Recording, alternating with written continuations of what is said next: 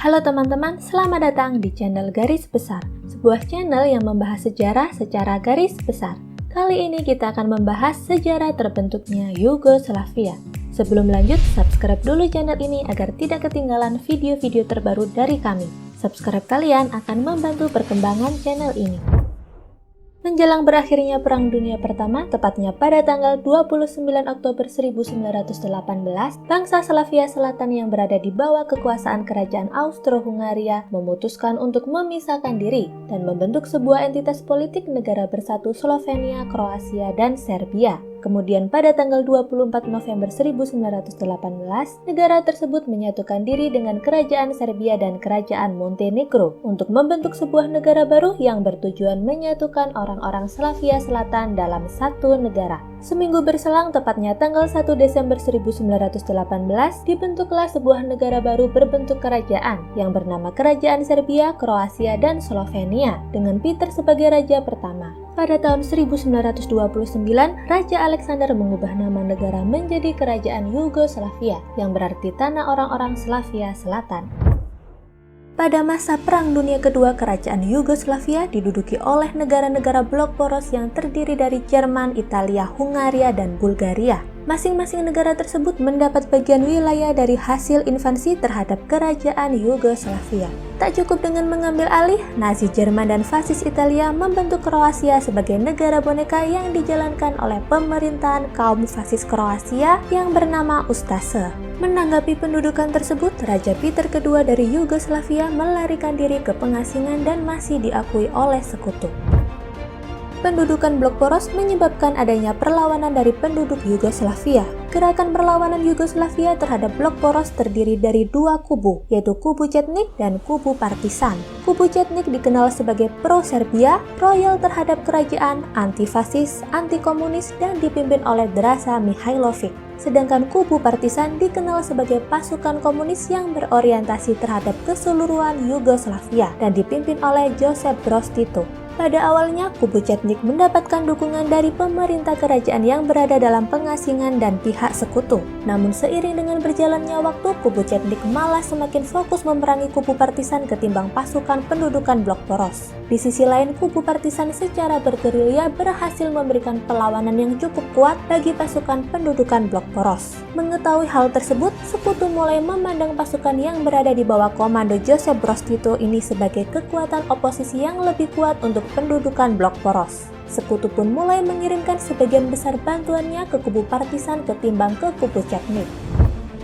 Pada tahun 1943, Josip Broz Tito menyatakan pendirian Federasi Yugoslavia di tengah peperangan yang masih berlangsung. Selama periode ini maka ada dua pemerintahan di Yugoslavia, yakni pemerintah kerajaan yang berada dalam pengasingan dan pemerintah federasi yang menjadi penguasa de facto pada wilayah yang dibebaskan. Sekutu yang mengetahui hal tersebut berupaya menggabungkan kedua pemerintahan tersebut melalui perjanjian Tito-Subasic yang dilaksanakan pada tanggal 16 Juni 1944 dan 1 November 1944. Dalam perjanjian tersebut disepakati bahwa Yugoslavia akan ditransformasikan menjadi negara yang demokratis dan federal setelah perang berakhir. Selain itu, perjanjian tersebut juga menyebutkan bahwa pemerintahan yang dipimpin oleh Josip Broz Tito merupakan pemerintahan yang diakui secara sementara. Namun bagi Josip Broz Tito, isi perjanjian tersebut merupakan pengakuan internasional bagi pemerintahannya. Pada tahun yang sama pula, kubu Partisan berhasil memukul mundur pasukan pendudukan Jerman dari Serbia. Setahun berselang, tepatnya pada awal tahun 1945, Jerman berhasil diusir dari wilayah Yugoslavia. Kubu Partisan mengambil alih seluruh bagian negara. Di sisi lain, pemerintah kerajaan yang berada dalam pengasingan ingin memulihkan pemerintahannya. Namun pemerintahan saat itu sudah berada di bawah kendali Partisan yang dipimpin oleh Josip Broz Tito. Pada tanggal 29 November 1945, Raja Peter II digulingkan oleh Majelis Konstituante Komunis Yugoslavia ketika dia masih berada dalam pengasingan. 3 hari berselang, tepatnya tanggal 2 Desember 1945, kubu Partisan Komunis mengklaim Yugoslavia baru merupakan sebuah republik federal di bawah pemerintahan Partai Komunis dengan wilayah yang mencakup bekas kerajaan. Pada tahun 1946, nama negara diubah menjadi Republik Rakyat Federal Yugoslavia. Untuk selanjutnya, negara tersebut akan kami sebut dengan Yugoslavia saja. Negara ini terdiri dari 6 negara bagian, yakni Republik Sosialis Slovenia, Republik Sosialis Kroasia, Republik Sosialis Bosnia-Herzegovina, Republik Sosialis Montenegro, Republik Sosialis Makedonia, dan Republik Sosialis Serbia yang di dalamnya terdapat 2 daerah otonom yaitu Vojvodina dan Kosovo. Masing-masing negara bagian memiliki etnis dan agama mayoritas yang berbeda, sehingga menjadikan Yugoslavia sebagai negara yang multi-etnis.